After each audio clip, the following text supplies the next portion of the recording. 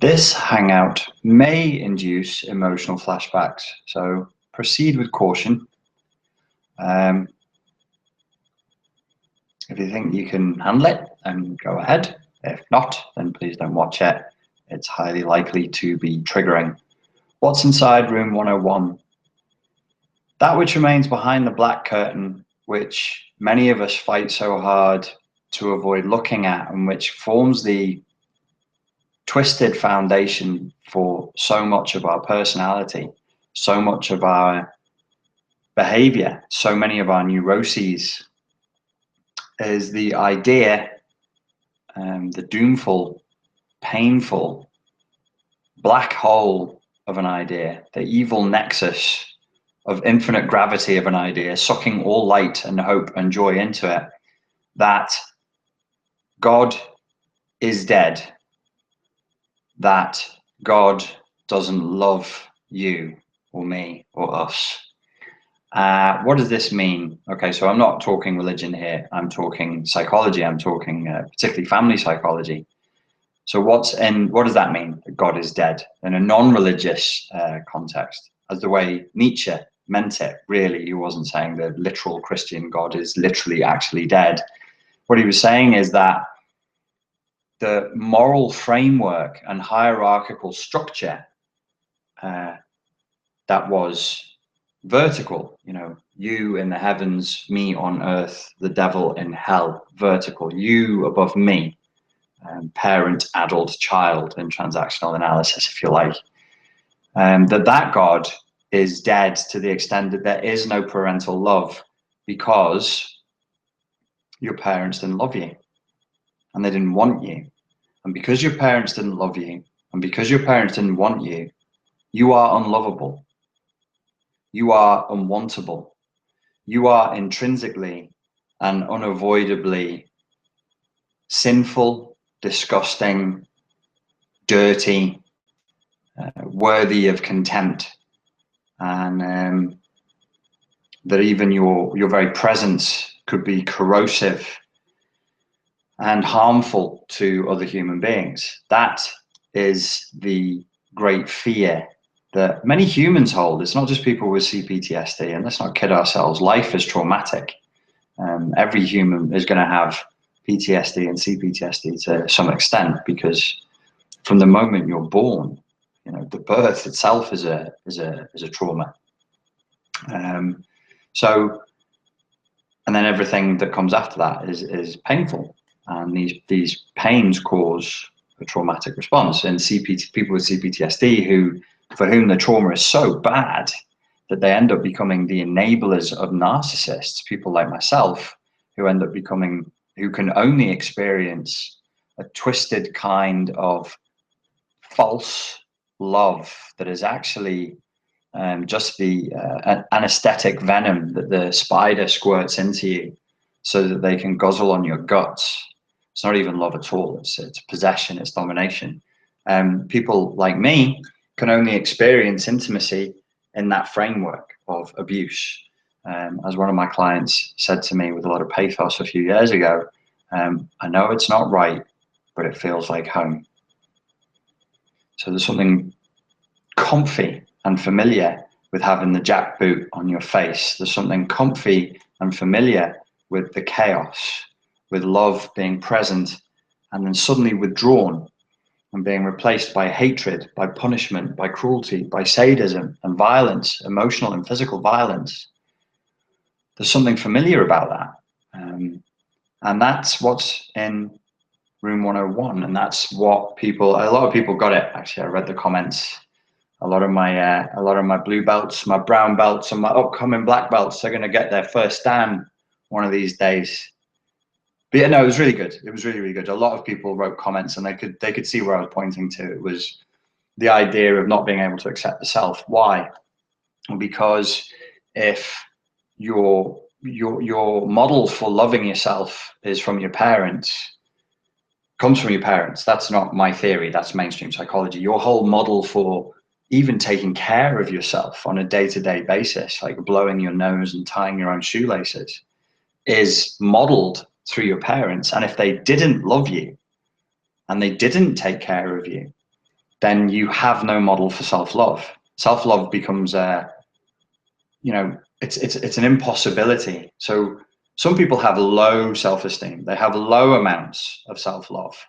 And then people who are full-blown codependents, they've had their ego boundaries shattered by terrible, terrible abuse in childhood, by truly narcissistic parents, real MPDs, not just, you know, people in the, you know, faking it in the border zones who are a bit arrogant, who are a bit off, who are dicks. People, you know, not everybody who's a dickhead is full-blown MPD.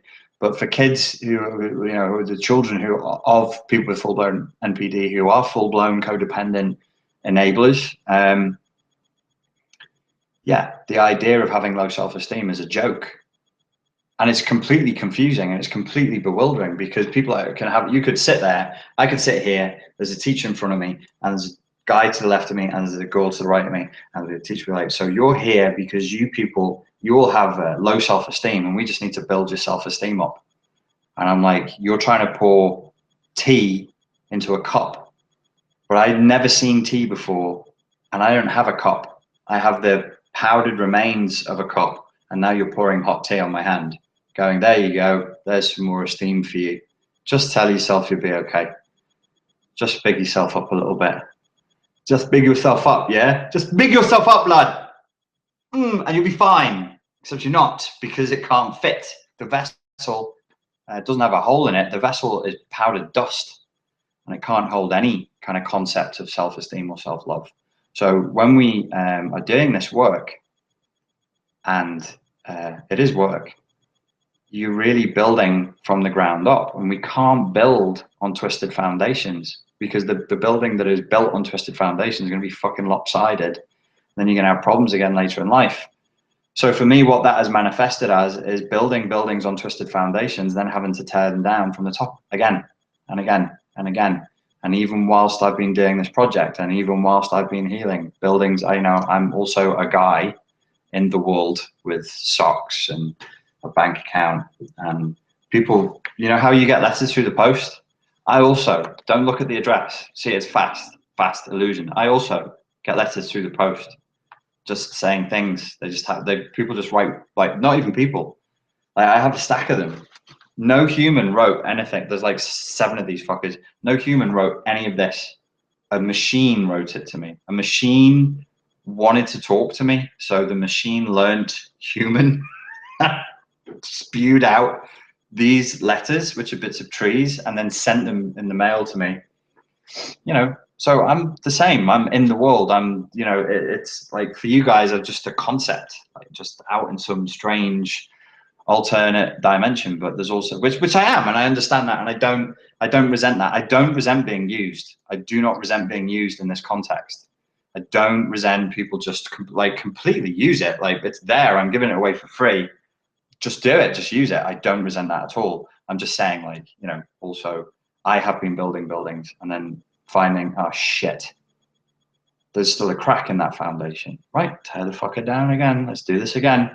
And what comes with that? Well, every time you get a peek inside of room 101, and you peek in and then you run away, you peek in and then you run away, you're never really handling what's in there.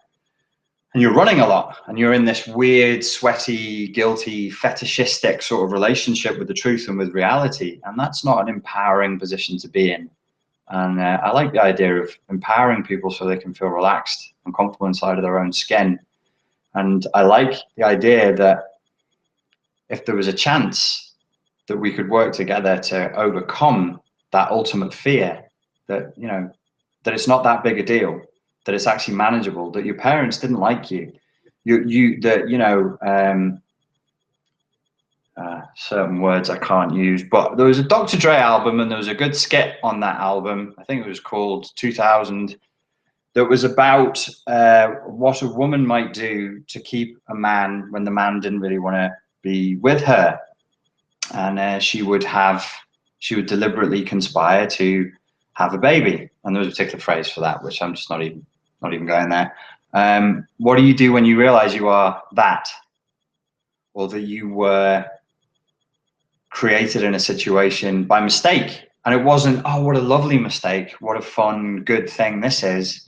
that actually you were ruining something, that you ruined the party, that you ruined people's fun, and that essentially you were treated at the most sensitive and malleable and open point in your life as an unwanted object, as an unlovable object, as an intruder, as somebody to be resented, or you were treated at times as something wonderful, and then at other times with no seeming structure or ability to predict or way of knowing when the rules are changed, as just a contemptible piece of shit. Perhaps you would have been treated, say if like you had one parent, say it's the dad, and he's in an abusive relationship with the mum, and the mum is abusing the dad, and then every time the dad looks at the dad sees the mum in the daughter, so he punishes her for reminding him of the mum because he can't take that aggression out on the mum, so he takes it out on the daughter. Well, the mum does that with the son. The mum is too much of a coward to actually confront the father, who she really hates, so she physically and emotionally attacks the son, who looks like the father. What do you think that's going to do to the son? What do you think that's going to do to the daughter? What kind of a message do you think that is sending that child? What's it going to put in their heads?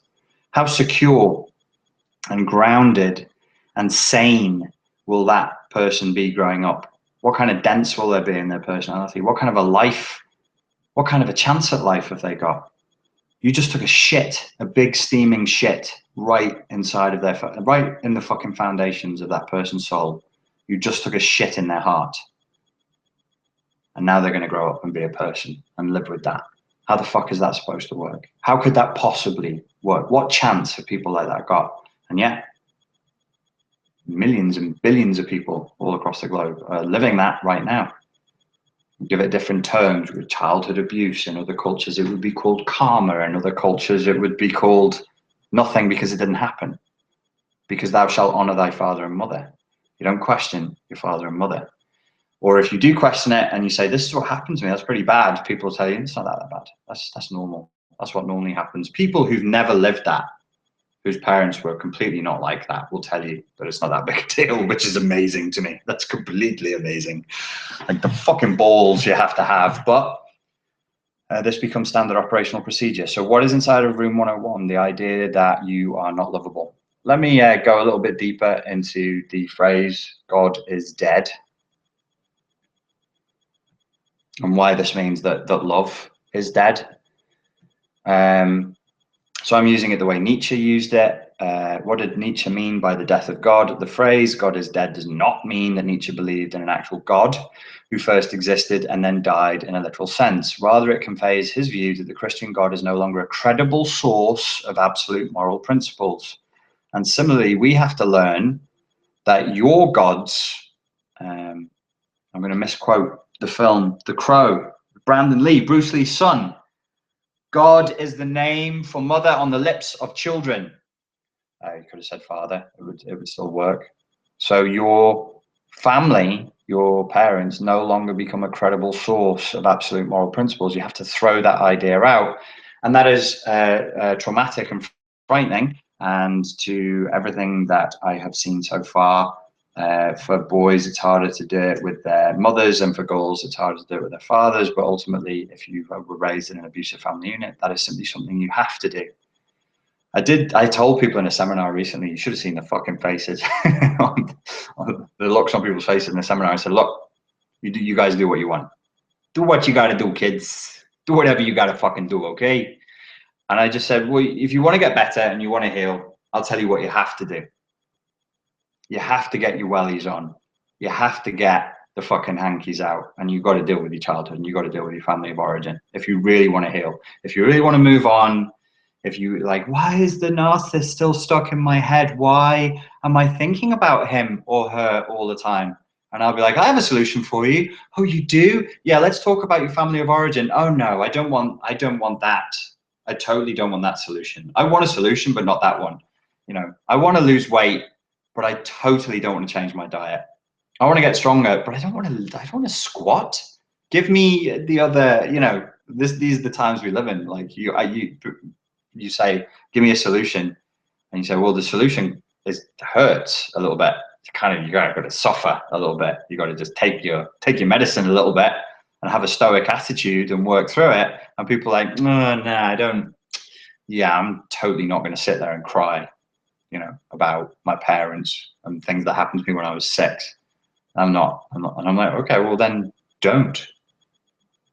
You asked me a question, I've given you the answer. I did it. So if you want to get better, do it or don't. But there must be another solution without the crying and, when the snot, and then the snot is really, when you cry hard, the snot and the tears meld, and the snot is no longer it's not thick snot like when you blow your nose. It's like a loose, like tears. It's like tears coming out your nose, and it mixes with the tears out your eyes, and you're crying so hard it goes into the corner of your mouth. And whilst you're going, because you do this with your face when you cry, you look weird. It's weird. Everybody looks weird when they're really, really, and then it goes in your mouth. And some part of your brain, beyond all the trauma and despair, is like, I just tasted my snot. You've got to, there's another way. I'm sure we would have heard about it by now, but as far as I know, there's no other way. And those tears will heal you. Those tears, that grief will permit you to be a person instead of a slave, instead of a half-broken slave, twitching nervously. Like, do you want room 101? No, I'll do whatever you say. Please do it to Julia, not to me. What's that a reference to? Look it up. God damn it. Right. So what else did Nietzsche say about this in this context? Now, I'll give you the quote from Nietzsche, a longer quote. Think about it in the context of family units and of the supposition of hierarchy, of authority, that vertical hierarchy, me above you. So it doesn't matter whether it was a mother or a father. This is not horizontal. This is tyrannical. You do as I say because I told you to do it. So this is not religion. This is the hierarchy. The madman. God is dead. God remains dead, and we have killed him. How shall we comfort ourselves, the murderers of all murderers? What was holiest and mightiest of all that the world has yet owned has bled to death under our knives. Who will wipe this blood off for us? What water is there for us to cleanse ourselves? What festivals of atonement, what sacred games shall we have to invent? Is not the greatness of this deed too great for us? Must we ourselves not become gods simply to appear worthy of it? I'm not saying that he put a coded message in there that could be useful for people, but maybe there's something in there that might be useful in slightly simpler terms. It was mentioned in the film Fight Club when the narrator, when Tyler Durden, who is the hyper idealized, hegemonic, masculine split in the narrator's brain because he's gone insane.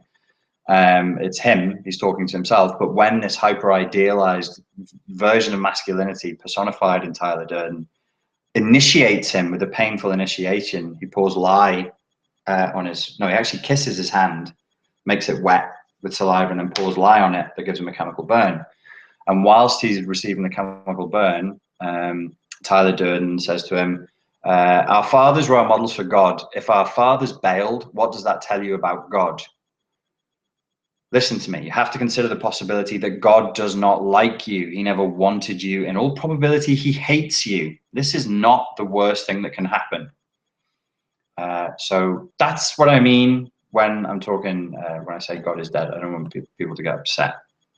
It's easy for people to get upset, especially when you mention religion, but I had to say it. Okay, so let's open up this Q&A thing. It's a thing. You can totally ask me questions now.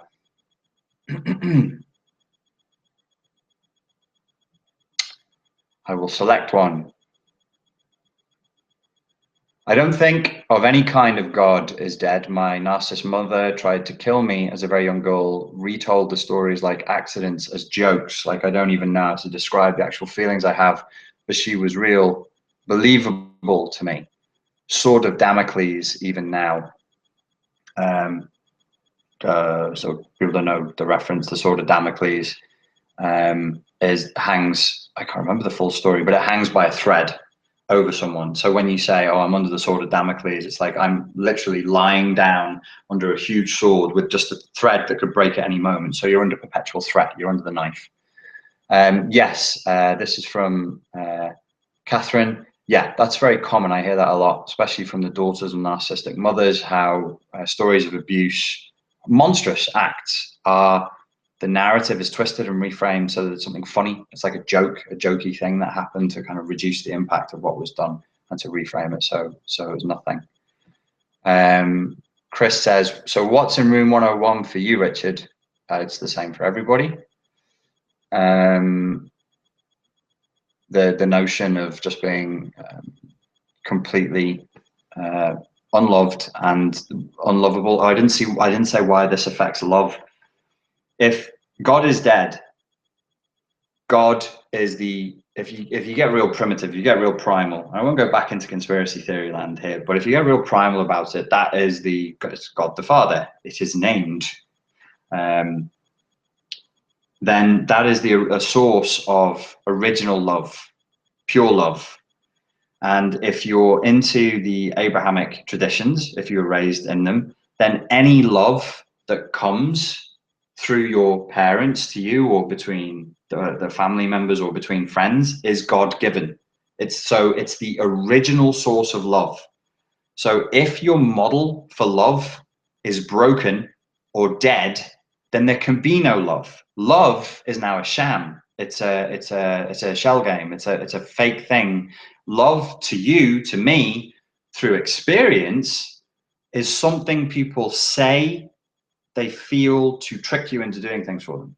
Love is something that the spider injects into you, is the name of the anesthetic the spider injects into you to keep you sleepy and zombie-like whilst they feast on your guts. So love is not just dead in that sense. It becomes corrupted into something completely evil and completely destructive, soul destroying, leading to intense emotional flashbacks of severe parental abandonment.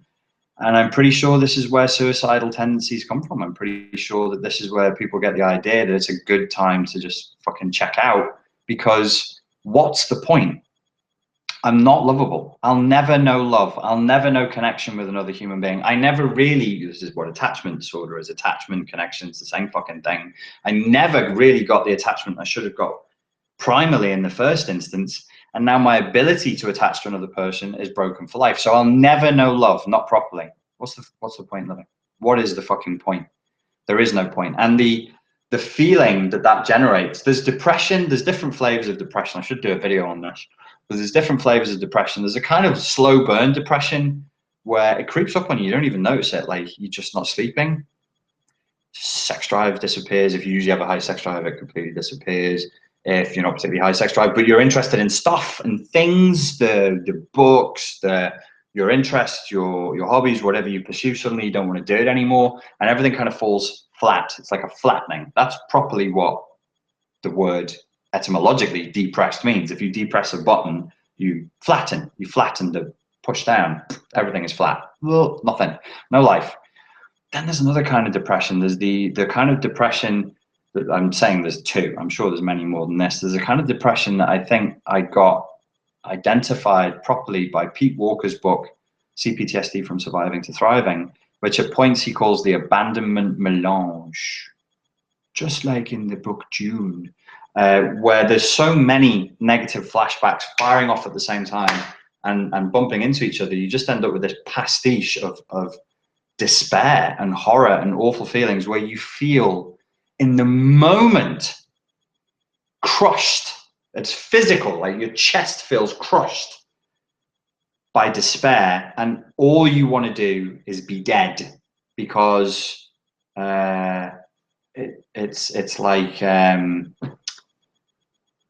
it becomes a primal drive. Like when you're really hungry, all you want to do is shove food in your face. When you want to itch your forehead, but you're doing Zen meditation, the entire world becomes that patch of itchy forehead that you just want to scratch. And that's like a suicidal ideation that I think has become really, really dangerous, which is like, how fucking quickly can I just be dead? if I would go back to the original video where I said, how can we prevent suicide? This would be my focus. We need to focus on where's the parental abandonment? What kind of messages were you sent as a small, tiny baby about your worth? And what kind of messages were you hypnotized over and over and over again through torture, through humiliation, through black sheeping, through scapegoating throughout your childhood and into adolescence that left you with this black hole inside of you that sucks goodness into it? And that makes you feel like shit, because these are the hardcore cases that therapists can't get to, because they're like, okay, but you know, life doesn't have to be this way. You could feel better. Take some antidepressants, take this, do that, do this meditation, do some affirmations, do some fucking mirror work. I don't know. And they're desperately trying to help, but everything is just getting sucked into the black hole. And you got to find the switch. We've got to be engineers. We got to figure out what the system is and find the switch and switch that black hole off that just says, okay, there is a false message here that is in the brain, that is running, that is causing a long-term emotional flashback. Like a person who's just been in this emotional flashback for fucking years, not minutes, not hours, not days, but years, this spiraling black hole of despair that is, there is no love. Love doesn't exist. There's only bitterness and pain and domination and whatever you like. Whatever you like. But what I'm here to say is, maybe this isn't true. Perhaps, and I mean this in like a very non-airy fairy way, just in a purely, you know, in a rational, let's be really, really super rational, non-emotional, and go, well, how do we know that that's true? How do we know that God is dead in this context? Keep it in context. How do we know that there is no love? How do we, like, you've got this narrow view of reality. Maybe that's not true. And once you can start to say, well, maybe that's not true. Maybe the message I'm receiving from this emotional flashback, the message that my inner critic, such powerful inner critic. I mean, you don't have anything else but inner critic. That's just inner critic. There's not like an opposing one. It's like the inner cheerleader. I identified my inner critic as Gollum. And when he fires up, I put him in a thong and I dress him like a sexy cheerleader and I make him cheerlead for me. I'm like, you cheerlead for me right now, Gollum. Do you say something nice right now? Because the inner critic, when I was younger, it nearly got me. It nearly got me a couple of times. I wouldn't be here had I not had that battle and gotten a hold of Gollum and just like stopped that. If you don't know what the inner critic is, I'm not going to explain it here. Just Google it and look it up. You really need to know. It will help you a lot. So we need to explore the possibility that God is not dead, that love is not dead, that love is not false, and that what is in room 101, the horrifying thing that is in room 101, isn't real. It feels real. It feels terrifying and horrifying and awful. And it is terrifying and horrifying and awful. What an awful thing.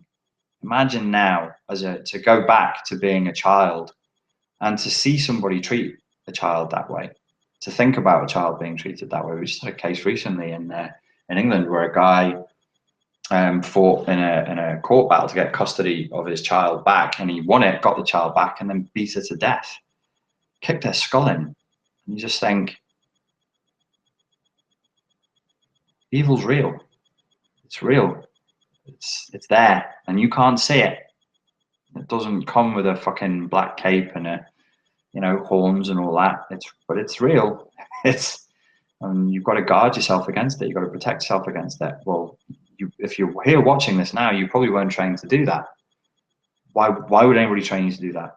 You're a piece of shit. You're not worth training to protect yourself. I used to love training to protect people, protect themselves, training people to protect themselves. When I ran Street Fight Secrets, and the core of my job, streetfightsecrets.com is the project I ran before Spartan Life Coach.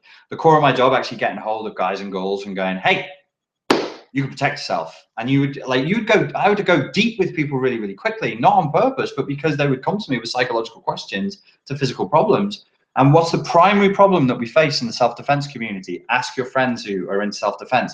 People won't defend themselves. They'll defend their friend, they'll defend a family member, but they fucking won't defend themselves. Why?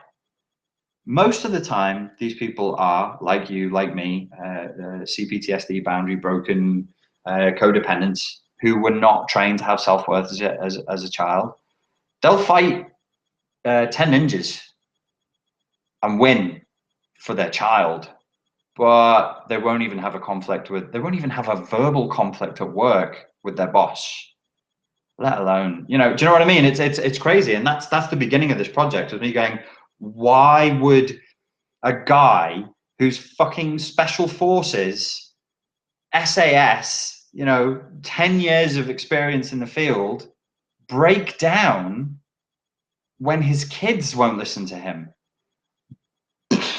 At the time, but back in 2011, 12, when this project started, that's where I was. Now I'm like, I can totally see why that would happen. Like, it's clear as day now, but I just didn't have the information, and most people don't. Okay, let's get back to some of these questions.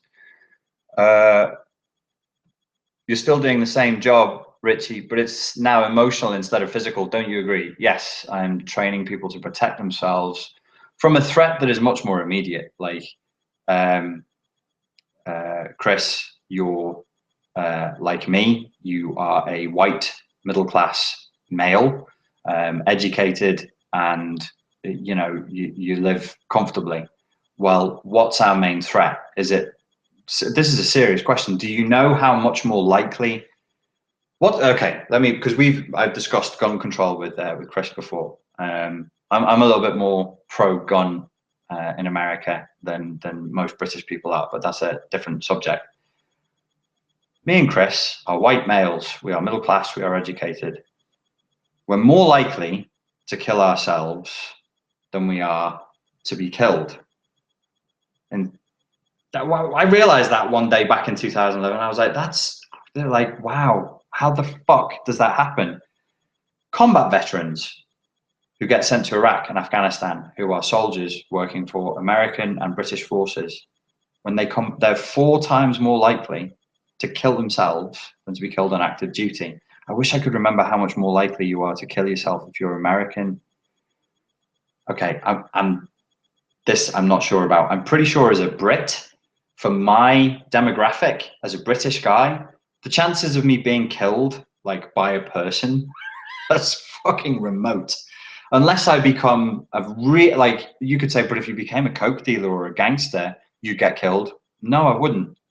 No, I wouldn't. It's still really unlikely. You've got to be a total twat. You've got to be a reckless lunatic to get yourself killed. But the chances that, so I think I figured it out statistically, and I'm not 100% sure, but I'm pretty sure I'm 20 times more likely to kill myself than to be killed by other people. So these threats, these are the immediate threats. This is the immediate fucking threat. You know, cancer, obesity. I've lost 3 friends, because I'm from the northwest of England, and for people who are watching this, you probably don't know, like, we're called Scousers, right? It's not a wealthy, well-educated area, and people don't take care of their health. The only place in the UK that has worse health problems, and we have a really low mortality rate. Our mortality rate is absurd for a first world country. I think it's 55. I think a male is expected to live to about 55 or 60. No, we are expected to live to 60. In Glasgow, they live until they're 55, and they just die. And most of that is self-abuse. It's alcohol, drugs, smoking, and food. I know 3 guys who died before they were 35 from food-related diseases. They just fucking their bodies back. Do you realize how much self-abandonment and how intense an emotional flashback you have to be in to do that? One guy did it because he was so obsessed with, he'd been molested as a kid, like a lot of guys who get into martial arts and bodybuilding are, the victims of sexual violence, which is why the if you like, their narcissistic obsession is somatic rather than cerebral. It's to build a fortress so that will never happen again. That will never ever happen again. So this guy, he'd been shot in the face and survived.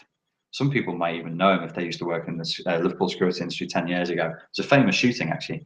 He put his hand up and he got shot in the face. This is how fucking hard he is. Put his hand up, they blew his finger off, and he got shot in the face. Didn't die. 6 years later, he got shot another 2 times. I think they shot him in the back and in the bum, because he went boom like that, and then he turned and went bang bang and shot him in his back and in his bum. 6, 7 years later, he killed himself because what he was doing to get bigger, he was taking all the steroids in the world, but it wasn't enough. So he was taking, and I've never researched this, so I don't know anything about this. So if I'm saying it wrong, it's fucking voodoo to me. Apparently what some guys do is they would inject themselves with insulin, and he was a member of a gang. They had this gang, and they would go out and they'd lift weights together, and they'd do the thing, they'd watch each other's backs, and yeah, they were taking insulin shots, and then they drop the insulin, the blood sugar level would drop, and they'd go to an all-you-can-eat Chinese buffet and then stuff their faces full of food, just so they could get more calories in. I mean, honestly, I could understand somebody snorting coke to death more than that, or drinking themselves to death more. It's insane, but that's how obsessed they got with this neurotic burning need to be big, to be tough. I mean, it's interesting. It's an interesting field. I mean, Liverpool is for the whole subject is a really, really interesting field. But if you want to know more, you should look up. There's a viral YouTube video called "The UK's Scariest Debt Collector" that's about that scene, and it features a guy called Sean Smith, who's the first guy I ever worked for in the security industry when I was a little lad and I was 21. The first guy who ever gave me my pay packet on a Friday night was Sean Smith. When they do the documentary, they're talking to these guys and they're saying, okay, so you've been in all these fights, you're into all this and that, the criminal activity in the gangs and stuff, and a lot of them were diagnosed as a borderline personality disorder and psychopaths, which to you guys won't be a surprise at all. You'll be like, of course. Because you know something now. Because we learned something, didn't we, kids? Yes, we fucking did. God damn it. Okay, Chris says, my sister and I were tight, but now she has completely turned like my narcissistic mom, like a switch turned off. How do I deal with this? And should I try to talk to her about my realization of our mother being narcissistic and the scapegoat, and the sister is the golden child? I wouldn't have too much hope in that situation. I mean, you've asked a very big question about your life and one of your most intimate relationships in your life, and I have to answer these questions quickly on YouTube. This is really not the appropriate format, but if I may presume to give you a quick and somewhat flippant answer, I wouldn't hold too much hope for that. She was the golden child since you were kids, and she's a golden child now, and she will have pronounced narcissistic tendencies, and she might qualify for full-blown NPD. That's what happens with golden childs. This is what I've been saying for at least a year. I mean, I'm a newbie to this stuff as well, but for the last year I've been saying, listen, codependency, narcissists are codependents, just the same way as enablers are. We're on a spectrum of codependency. Their response as golden childs is different to the response of the black sheep. The black sheep is like the prey who enables narcissists, and the narcissistic golden child codependent is the predator who finds people to prey upon. And that's the dynamic. That's the sick fucking dynamic that we're brainwashed into as children. Sorry, I can't give you more information than that, Chris, but I don't want to be irresponsible, let my mouth run away with myself and blah, blah, blah, blah. You know, this is not counseling. This is not coaching. This is a YouTube video. So you got to do what you feel is best for you. Every decision that you take moving forward, ask yourself the question, is this a sane thing to do? Is this going to help me to live a long, healthy, and happy life or not? And that can guide you through a lot of crap in and of itself. So I hope that helps. Ellie Girl says, hi there, I'm still struggling with the definition of self-compassion and what all that entails, then feeling guilty over wanting to take care of myself. Can you more clearly define what that means, possibly? Thank you. Your cup is broken. What? Your cup is broken. There's no point in me pouring more tea into that cup. You can't even grasp the concept of self-compassion. There's nothing to grasp.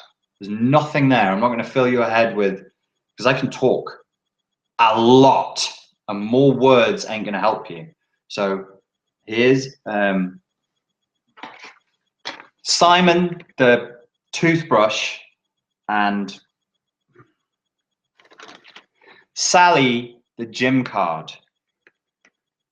I want to do something nice for you, Sally, because, dude, you look kind of sad. Let me, cuddle you. Oh, that's nice. Thank you. How did you know I was sad? Well, I could see the look on your face, and it registered in my brain as the social cues for sadness. And I just kind of know you, and I know when you're a little bit down. So, you know, if you want to talk about it, that's fine. There's another cuddle. Okay, you can let go of me now. All right then. Okay, so Simon walks off and Sally feels better. That's compassion shown to another person. Simon, the toothbrush, talking to himself. I feel down today. Fuck it. Shut up, pussy. You fucking feel down, you weak toothbrush. Just think about how awesome your dad toothbrush was. He was well better than you. Okay, I'll get on with it. That was not self-compassion. That example was not self-compassion. Do it again. I feel weird today. I feel an emotion. I don't know what the emotion is. What's the self-compassion response here? Well, the same compassion that he showed Sally the gym card, Simon the toothbrush should now show himself. What am I feeling right now? What am I getting the cues for here? It kind of feels like adjectives that describe emotions only. I feel sad. I feel a bit scared, and I feel anxious. Okay, what's that about? Let's find out what that's about. Let's not push these feelings down. Let's discover what that's about, and let's show ourselves the same compassion and kindness that we showed Sally the gym card. Yes, Simon, you should totally do that. Yeah, man. Did that work? Simon, you want to know what happens next? Like, we're invested now. Is he going to be okay? He's good. I'll just tell you. They're fine. Everything was fine. They moved forward. Sally was like, I noticed, Simon, that you used to be a really moody guy, and you drank a lot, and you gambled, and you took drugs. And these days, you just seem a lot more calm and serene and grounded. Yeah, I totally am. I watched the Spartan Life Coach YouTube videos, and I read the Pete Walker book, and, you know, I handled my shit. I got my Wellington boots on, and I did some, you know, stuff to do with my family of origin. Interested, concerned face. Not ironic. I just can't help but be so. So, you know, that's what I did. It's like a thing. You know, I can lend you the book, but I don't want to force it on you. No, that's cool. Yeah, I'd like to learn about that. Okay, cool. And then they both got better. That's self-compassion. What you do for another person, you just do for yourself as though you were doing for another person. Jesus. Person. Yep. I don't want to give you more of this. If your cup is broken, it won't work. Hopefully Simon the toothbrush helped you.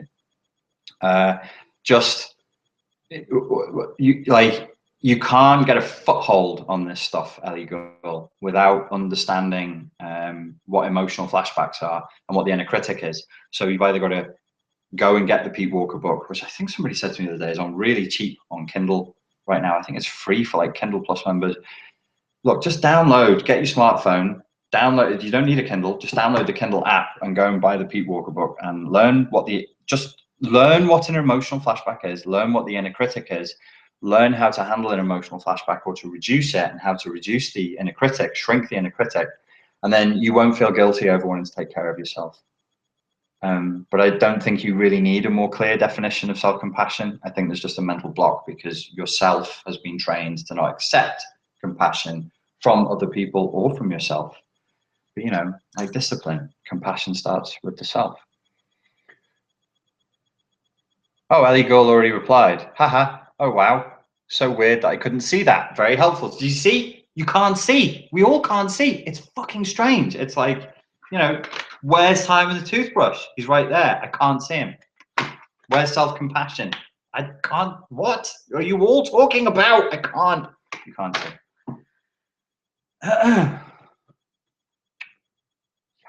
Christina Marie. Preach. I shall. Dennis. Richie, have you read Pete Walker's book, The Tao of Fully Feeling? I think it's actually better than his complex PTSD book. Thank you for the recommendation. I'll get on it. Okay.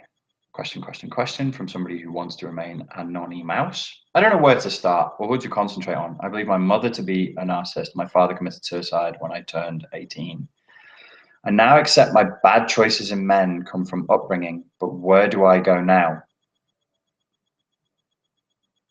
You kind of said that in a sentence like, I've done that now. I accept that my bad choices in men come from upbringing. Nope.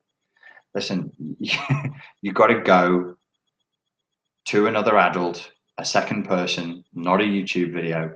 You got to find one, There are lists. I meant to tell you guys about this actually. We have it in the UK, which means you're going to have it in Germany and Australia and America.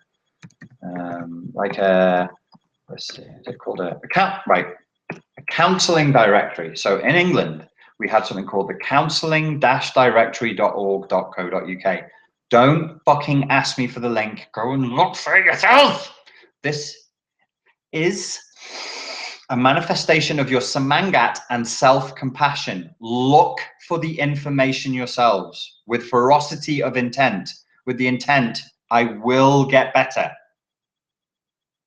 A counselor's directory. That's what you all need. Coming back to you, anonymous person 4456416, boom. You need to get hold of a counselor from the counselor's directory. You need to choose one who specializes in whatever it is you need them to specialize in. There are people out there who specialize in CPTSD and NPD, or at least say they do. You need to be very careful who you select. I always recommend interviewing counselors first. Go through about 10 of them, see who you can build rapport with, see who gives you a good vibe and who you feel comfortable with, and go with that person. Have them take you by the hand and go through your issues related to your family of origin from childhood up to adulthood. You could try inner child work as well, would be another recommendation. You like just saying, I accept my bad choices and men come from upbringing. That's not dealing with an issue. That's like when I used to train guys and I'd be like, do you know how to box? And they go, yeah, I know what boxing is. And I'm like, I'm not asking if you can recognize boxing by looking on the TV and going, those two human beings are engaging in the sport of boxing. I'm asking you if you know how to fling your hands in a boxing fashion. I'm like, no, I don't know that. So I know that you know intellectually because you feel all good and comfy up here. You don't want to be down here where the emotions are. You need to do it. That's where you go now. Go do it. Don't think about it. When you tune in late and the first thing you see is Richard playing with a toothbrush and a gift card. Yep. That awkward moment. Amalia. AMA. Okay. How can I differentiate between intuition and emotional flashbacks? And then you wrote more, but let me just focus on the first part of that question. Intuition and emotional flashbacks don't feel the same at all. That's my experience. So how can I answer this question without projecting my subjective experience upon the client in a way that is not useful? So I presume, because of the way this question is worded, that your inner world is possibly a little chaotic, and that you struggle to distinguish between your emotions and the emotions of other people, and that you struggle to differentiate between different emotions that you're feeling. Some people, when I'm actually doing coaching work with them, and I eventually force them over, like by badgering them, sometimes for as long as 20 minutes, to describe how they feel rather than how they think, they can only use like 2 or 3 words, and their range of emotion is like sad, angry, and okay, and there's 3 words. So that shows, I just released a course recently, a free course called Build Better Boundaries. If you go to buildbetterboundaries.com, and that shows you how to build better boundaries with other people. But it also makes the distinction that boundaries start internally, and people who have had their ego boundaries busted up by a negative childhood experience, which I presume you have because you can't tell the difference between an intuition and an emotional flashback, need to rebuild their their inner boundaries. One way of doing that, and what I'm going to say sounds ridiculously simple, and everybody wants the fucking neuro-linguistic programming, Hujima flip, it's got a cool name, so therefore it must be work routine. But please, if you're struggling, please open your ear holes right now and listen to what I'm saying to you. Learn to describe how you feel to yourself on a daily basis. Set your alarm so that 5 times tomorrow, you're going to sit down and you're going to describe, using adjectives that only describe feelings, how you feel. Go and look a list up, adjectives that describe feelings, you know, whimsical, melancholy, you know, whatever it is, like get into the nuance of how you feel, because this permits you to do two things. It kills two birds with one stone. One is it allows us to create boundaries internally so we can distinguish between one emotion. Let's not do it here. Let's do it here. It's in me. Okay, so I'm a person and I have boundaries between I'm angry at you and you're angry at me. And I have a boundary between I'm really happy you're here, but I'm also angry with something that you did. And I'm also feeling anxiety about the fact that I have to confront you. Those are those are three separate emotions. So there are boundaries there. And the second thing that this does is it creates the reversal of self-abandonment, which is self-acknowledgement. So you're not acknowledging yourself, because in my world and in probably other people's worlds, but I don't want to assume too much, intuition and emotional flashbacks just have nothing to do with each other. But that's not your world. So we need to start where you are, and where you are is it's too messy internally for you to even be able to distinguish between an intuition, which is like a feeling that comes up that makes you go and an emotional flashback. So we need to build from the foundations and build a structure that allows us to have a palette of different colors and shades that is like, I am happy with 2 degrees of hope and 1 degree of giddiness and 5 points of optimism. Do you know what I'm saying? Like really nuanced descriptions of your emotional experience in a moment, from the moment to moment reality of your life. And then ultimately what happens is you'll start to see that, my God, an emotional flashback is the sudden onset of a really awful feeling that is usually totally disproportionate to the scenario. So, sometimes, but not always. Some scenarios are really bad, but then that's an emotion. That's not an emotional flashback. Like if somebody walks up to you and slaps you in the face and you feel really bad about that, that's not an emotional flashback. That's just the emotion. But if you see Simon the toothbrush and then you find out he died, and then you go into a full-blown abandonment, anxiety, grieving process because your father died 15 years ago and you hated him and you stayed locked into that grief and you never processed your feelings of sadness, then that would be an emotional flashback. Okay, that's an emotional flashback. That's like, it's not about really what's going on here in the environment. There is symbols and signifiers, and now the toothbrush dying, I was invested in him, he seemed like a really cool guy, and now but he's not dead. I'm just kidding. Simon's fine, he's thriving. He thrived after abuse, homies. I'm telling you, he's going in my face. Poor Simon. You'd be like, don't do that, Simon. That's cruel. So yeah, the intuition also is a feeling. So in your place in the computer that you are, like the computer that I am, where I have like a space that is intuition and a space that is different feelings, you have a space that is feelings. So I have my actual feelings, my emotional flashbacks, and my intuition in one spot, and that's not good. That's a lack of inner internal boundaries.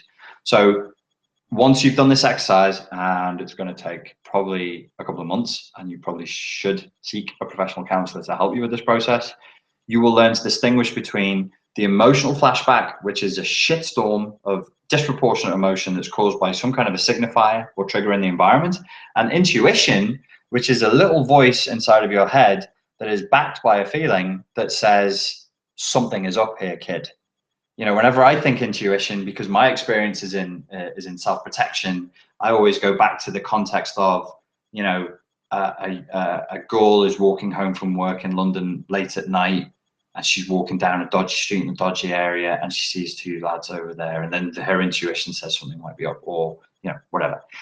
So now let's continue with the rest of your question. I really need to wrap this up at some point. I'm dating a guy who feels kind and honest and emphatic. He's emphatic, and empathetic, I suppose it would be, and safe with no red flags. But I have abandonment issues from my childhood. How to know if I'm having a flashback or intuition warning? It's really difficult. It's horrible for people with CPTSD. What a nightmare relationships are. And this is one of the many boxes we tick for borderline personality disorder, and that makes clinicians think that we have borderline personality disorder when we don't, is that our worst emotional flashbacks as adults are triggered by intimacy. Why? Intimacy, love. This is love.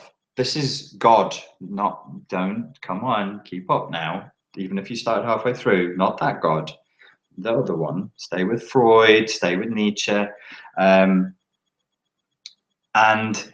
you're now going back into room 101 and kind of playing in there, sort of just dancing around like nothing is happening.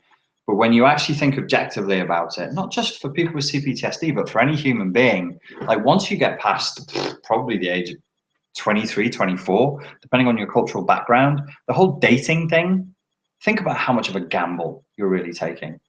And I'm not even just saying like, oh, they could be awful and they could divorce you and take half your money, or they could turn out to be a complete psycho and then, you know, they could kill you or something. No. In terms of a bet, in terms of a gamble, imagine I say to you, here's £10,000. You're going to invest in a business. There are 10 business propositions in front of you. And whichever one you go with, no, not £10,000, £100,000, whichever one you go with, you're locked into that business deal for the next 60 years of your life. If you get it right, you could be a multi-millionaire. You could have an amazing business, doing great things, changing the world, having an awesome time, full of joyousness and merriment. You fuck it up, kid. You fuck it up. You lose all of your initial investment. The process will be torture to break that contract and get out of it. And when you get out of it, not only will you have lost your original 100,000 investment, you'll owe 200,000. That's what dating is. When people are like, oh, just be cool, just be yourself. I was like, why is it so hard? Why is it so fucking hard to just be yourself? Why is it, you know, because I struggle with it. I'm like, oh yeah, I go a bit weird. Like if I like somebody, or I think I might like them, or if I think there's a possibility that there could be something real there, I change. I go weird. Why, dude? What are you doing? Well, the gamble is huge. It's huge. So for people with CPTSD, my general advice is don't date, because you could potentially ruin a great relationship until you have learned to control the emotional flashbacks. I hate to sound like a stock record, boys and girls, but you must learn to control your emotional flashbacks. So in answer to your question, Amelia, if you turn down those emotional flashbacks, you're not going to switch them off, not in a relevant time frame to this relationship. And let's see, it's halfway through the year right now. If you train diligently and you were a good little ninja and you train diligently to reduce your emotional flashbacks, then by December, by Christmas, you would have it to a point where you could easily distinguish between your intuition and emotional flashback. Totally. You could be like, this is my intuition, this is an emotional flashback. And then you'd be saying, but is my intuition wrong? There is nothing like, you've got a way better chance actually of getting through the business example that I gave, even with all that risk, than you have of getting through the relationship test. Am I still on track here? Sometimes I babble when I'm tired. You're a girl, he's a guy. Your model for loving men, sorry to be Freudian, came from your father. So when you get into an emotional relationship as an adult with a man, you're 4 years old again. So it's not your current emotions that you're feeling. You're feeling the fucking neurotic, boundaryless, out of control feelings of a child at times. So yeah, abandonment issues. It's very, very strong. So yeah, it's going to be hard to know, and it can end up being a very rough ride for him if you are going to proceed with him. And this is not the proper context in which to give serious coaching advice, but one option that you could consider. I do know the research backs this up, and I know one couple who did it. They went to the counselor together and said, okay, let's not split hairs. I'm just telling you what happened. The man in the relationship had borderline personality disorder.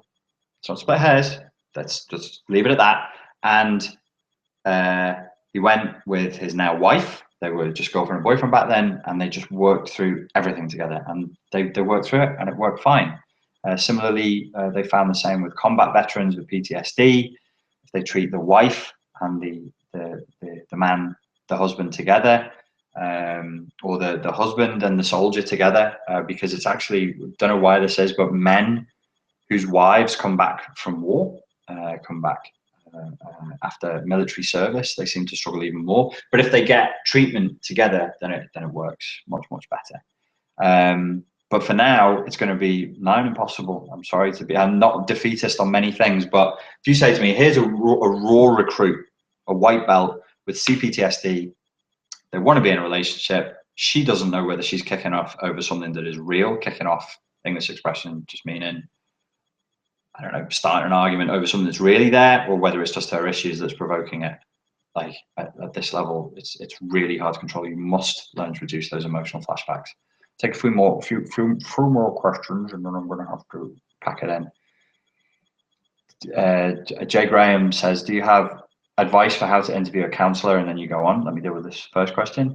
Yeah, my advice would be just like say, hey, counselor dude, I was told that like before I picked a counselor that I should interview them a little bit, because you never really know whether you're going to be a good match or not, and then see how they respond to that. And if they get pissy, well, you don't fucking compare me to other counselors, fuck you, you're messing with the power dynamic, into the bin they go. That'd be a good start. And then just see if like if they can be forthright. Just see what kind of a feeling you get from them. If they're overselling themselves to you, that's not good. If they seem to be forthright and serious and know the score and know what you're talking about, like you're not going to get great counseling work done if you're talking to a counselor who doesn't believe in narcissistic personality disorder, doesn't believe like it's a thing to be believed in or not, or doesn't acknowledge CPTSD. I don't think, but you might do. I mean, I certainly did with somebody who wasn't particularly interested. She didn't deny it, but she wasn't particularly interested in personality disorders. So yeah, I have a real problem questioning people in positions of authority.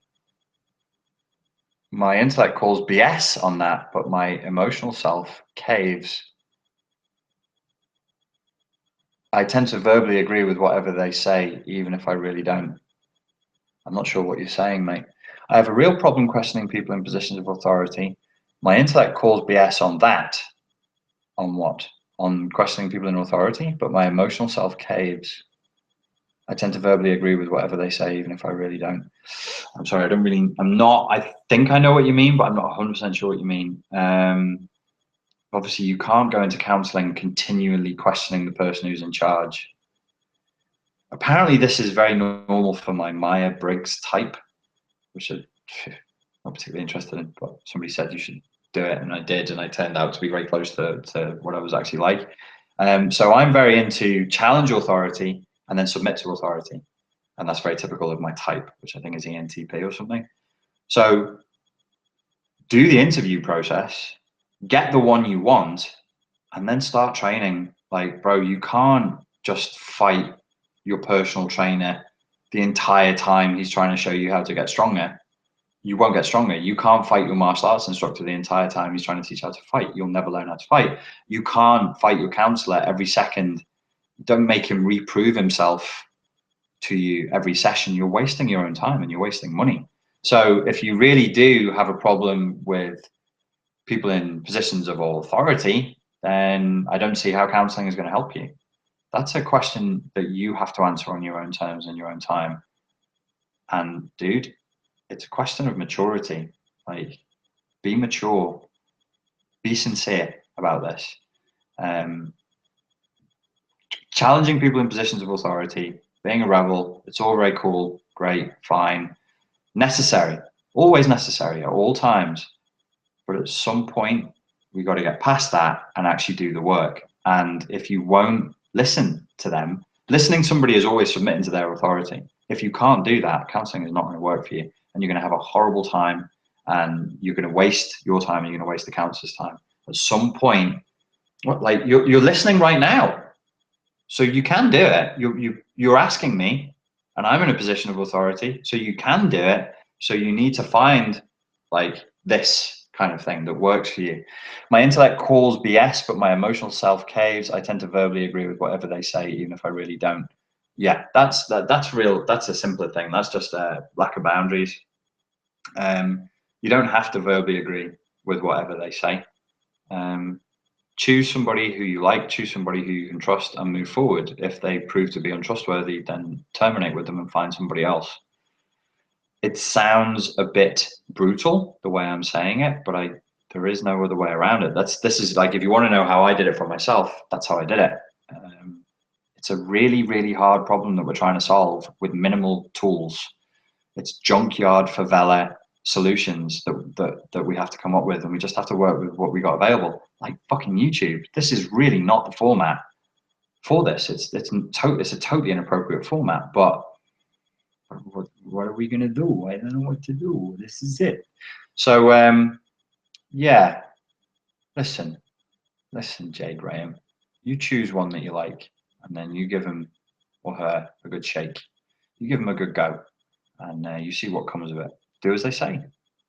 You know, pick a good trainer, and then if he tells you to do 5 reps of whatever, then you do 5 reps or whatever. If he tells you to do affirmations or journaling, or she tells you to do EMDR or tapping, just try it, mate. Just try. Just be sincere, be open, and put your ego to one side, and you know, try and work your way through the fact that, you know, you don't like people being in a position of authority over you, because otherwise, how are you going to progress? And you can do it. You're doing it here. I'm sure if you adopt the right attitude, you'll be fine. Well, you'll be fine to find a counselor. Then you've actually got to do the work. Jesus, don't make doing the work harder work than it is. You've got loads of work to do. Just find someone and start. Okay. I don't mean questioning. Oh, I don't. You're answering me. Great. This is more interesting. I'm sorry, I'm a bit old, so I'm not technologically. I don't mean questioning what they tell me, but asking the interview questions is questioning them. It feels like challenging them to me. Oh, right. I see. What was the bit about calling BS? What you said? You said, oh, you maybe like this probably really isn't the right format for this. Asking the interview questions as questioning them, it feels like challenging them. Well, you know, they're counselors. Like, they should be able to, if they can't handle a potential client saying to them, I just want to know that this is something you're into, like, they shouldn't be counselors. They're big boys and big girls. They're professionals in the field. If they can't handle a very, very simple challenge, then they're not for you. They're absolutely not for you. You're not, it's not challenge. Like, I don't know. Like, if you called me up and you said, do you know about narcissistic personality disorder? Can you help me overcome narcissistic abuse? And I had a meltdown, like, you're challenging me. Why are you challenging?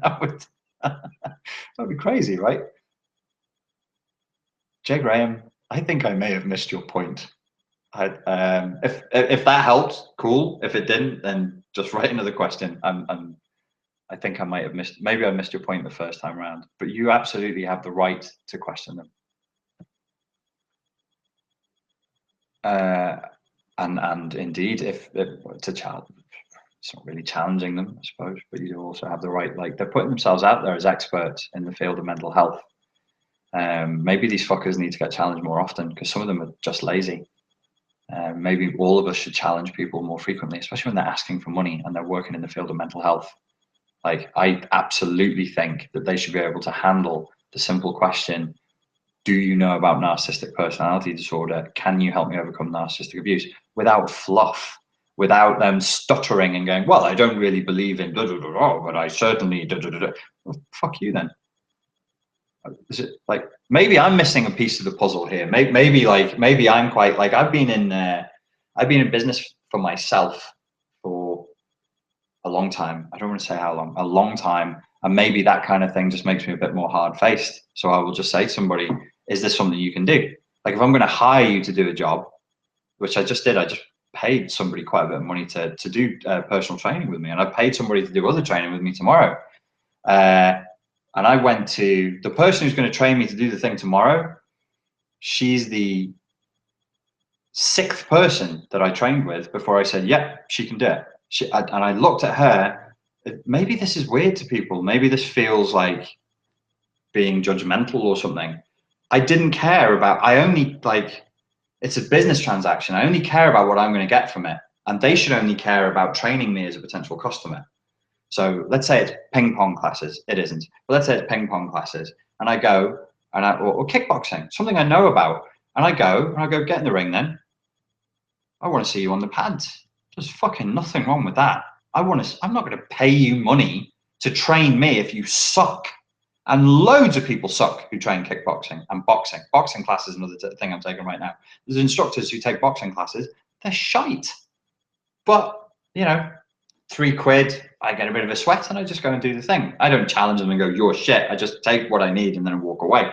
But this thing that I'm paying for tomorrow, no, she was the best person. And I'm looking at her with a judgmental eye going, can you do this or not? Yes, you can. The person I'm seeing on Monday, that's a straightforward personal training, strength and conditioning training and, you know, nutrition and stuff. And he's brilliant. He's like world class in his qualifications. And I don't feel, and of course I had the conversation with him and I'm like, you know, just saying to him, can you do what it is that you say that you do and what you charge money for? That's not a big deal. Jay Graham says, I think there's too little space here to get my point across. I will try through your forum. Okay, do try through the forum. I'm interested in hearing from you. Don't make this an excuse. Okay, dude, just do it. Just get started. Like everybody in CPTSD loves to intellectualize and they're like, no, this is the finagle factor. In NLP, they call it the finagle factor. So why can't we do work on you to overcome anxiety? Oh, because my left foot hurts and because the dog needs a walk. So if there's a legitimate problem, yes, ask on the forum. If it's a finagle factor, don't. Like, I don't want to challenge the counselor. That's not a real issue, dude. Like, just do it. Just fucking pick up the phone, call these fuckers who are out there as professionals. You don't have to have a combative attitude. Just be nice.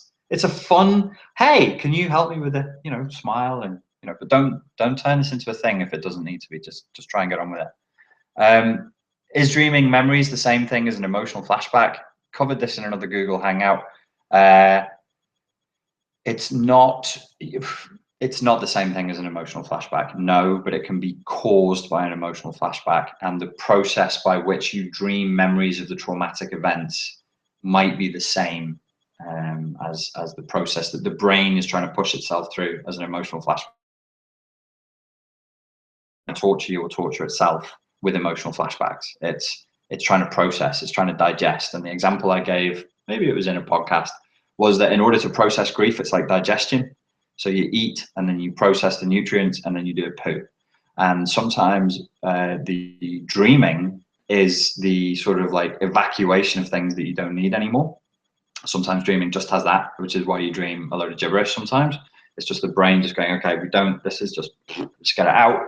And sometimes there is symbology there that does have an actual meaning. The process of dreaming might be similar to the process of an emotional flashback, to the extent that the emotional flashback represents the brain stuck in a loop. It's trying to process, it's trying to digest and evacuate. Yeah, evacuate, I think is the right word, but it can't. It's stuck. It won't let itself do it. So similar but not the same, based on similar principles, we should say. Sam says, my counselor is great, but does not specialize in NPD. I told him I attended your seminar in Liverpool and that I followed your YouTube. Is there a video of yours you could recommend I show him so he has a better idea what I'm on about sometimes? Yeah, show him one of the videos in which I'm making like a toothbrush chat to a gym card and I'm in a vest and I swear a lot because that gives me an awful lot of credibility in the eyes of counselors. I don't know. I'm not going to recommend a video that you should show your counsellor, but I'm glad that the counselling is working for you. And it was very nice to meet you at the seminar. Thanks for getting in touch. What about counsellors who refuse to help clients use marijuana? Then just move on. Just move on. Just move on. Guys, girls, please. Like, look, okay, we're going to die. We're all going to be fucking dead. What is, like, just find someone else. I attempted a couples counseling session with my partner, but she totally stiffened up after I mentioned it. Said she has a hard time dealing with folks who are using numbing substances. Find another counselor. There are thousands of them. thousands of counselors. Hippie Go Lucky says, what's the best place to ask you an SFS related question? There isn't really one. I don't really answer Street Fight Secrets related questions anymore. You know, if it's anything to do with emotional self-protection or psychology, I'll try and answer it here. But if it's what's better, a palm strike or a, you know, tiger paw blow, then I probably won't answer it. To be honest, it's not of particular interest to me. I've stopped thinking about my ex 24/7, but he pops up in my dreams. Do you think this is a good thing? Like my subconscious is filtering the crap in my brain? Yes, I do. Well, potentially, not necessarily. It might. So dreams is a tricky one. It might be serving as a warning that's saying, hey, you need to do something about this. You're not moving on, or it could just be your brain just filtering crap. If your first instinct was to ask the question, is this just my subconscious filtering crap? Then that's probably what it is. I have had weird dreams about ex-girlfriends recently that were extremely vivid. And that, in my case, I think it was more to do with what we started this particular Google Hangout about, which is what is inside of Room 101.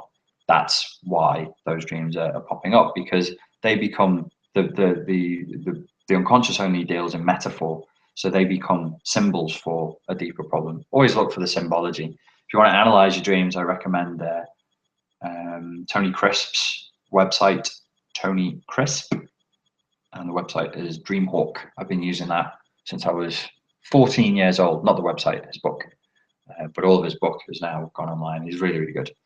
Do you do personalized hypnosis tracks at all? No, not anymore. I don't. I found they really helped me, but I'm struggling with existential type issues like being okay with having the right to exist. My fam told me I was a burden a lot and that I could have been aborted, etc. These are things that you would need to take to a counselor. I wouldn't even do a personalized hypnosis track for that. It's not the right tool for the job. You need to actually see somebody face to face to deal with that kind of thing. I mean, like, see, as an example of the way people are asking the questions here, CPTSD bleeds into everything. So in a sense, what you're saying is, can you give me a Band-Aid to go on this hideous stump where somebody has hacked off my arm at the elbow? It's not enough. And I'm not like accusing anybody of anything, but you're not acknowledging how awful the fucking trauma is, because you're trained to dismiss your own feelings and to not have wants and needs. So I'm going to say the trauma is really awful. Like, you're all walking around with fucking eyeballs hanging out and guts hanging out, as was I for years. And sometimes I still am. If I go into a full-blown emotional flashback, it needs to be something pretty bad needs to happen. Then I'm walking around, I'm the walking fucking dead, you know.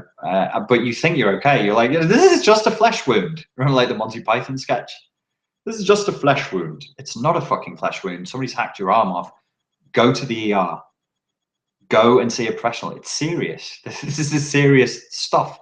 So like a personalized hypnosis track to overcome the fact that your parents told you they didn't want you it's not proportionate to the trauma you've experienced, dude. Acknowledge the what you went through and what you survived, and how strong you have to be in order to survive that and still be around. You must be very strong.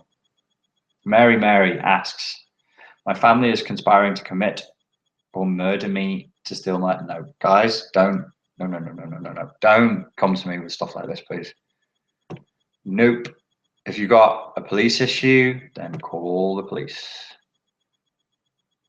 Okay. Okay. This is the last one I'm going to take. I feel like I really love people. Yeah, honestly, it would not be a big shocker if they just suddenly tried to hurt me or walked out of my life. So I find myself wondering, is that me really loving them? How can I love them if I half expect them to betray me? Yeah, you can't really. It's not full love. So yeah, we talk a lot about how, you know, we're not the recipients of full love, but also we're not loving fully either. And sometimes we're even provoking reactions in people because that's what we're used to, and don't mean to. It's certainly not a conscious choice to provoke negative reactions in people, and yet we do it. If you actually get objective about how you're talking to people and how you behave with people, sometimes you are provoking a negative reaction.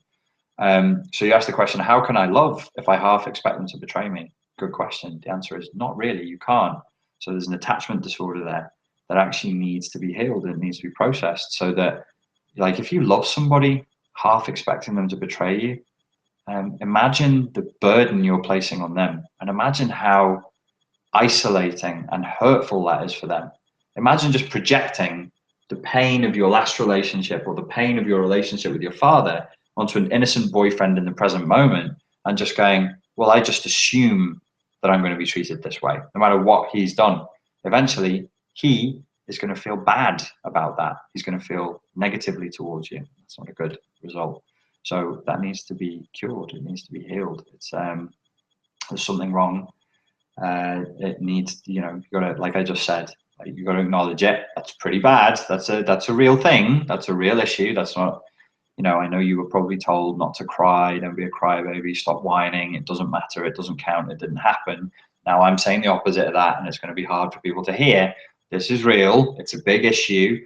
If you can't fully love somebody because you half expect them to betray you, this is a fucking huge issue in your life.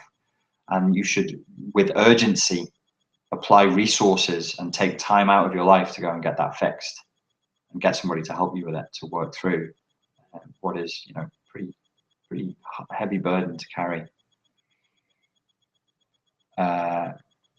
Elgol says, very interesting. Thanks for answering my questions. The denial factor seems pretty huge. We all do it, dude. We all do it. And often that denial thing is like, it's a form of self-protection ultimately. Okay, and also thank you for asking the questions. Thank you all for asking questions. I really enjoyed attempting to answer them. I hope I provided you with something useful tonight, something you can take away and actually apply. I've tried to keep it real. I've tried to keep it sharp, because anything that worked for me, that helped me to move forward, was not delivered in fucking cotton wool and with a soft spiritual voice where the nose was closed off. It was something that was more like a slap in the face. So even when it seems sharp and harsh, the purpose is not to hurt, ever. The purpose is to heal. And if I failed in that job, then I apologize. Okay, cool. Thank you very much for your time and your attention, boys and girls.